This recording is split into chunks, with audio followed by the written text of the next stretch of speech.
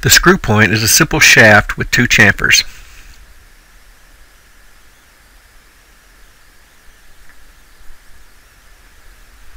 Start the part using the standard inch template. Sketch on the XY plane. Start with a construction center line and add the shaft profile.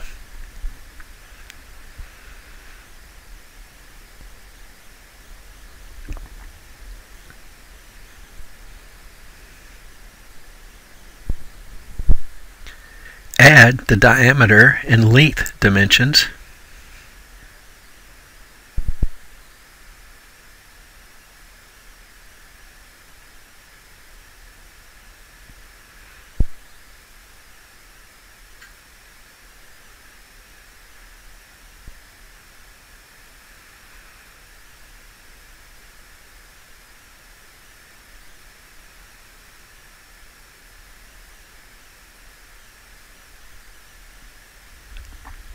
Revolve the part about the center line.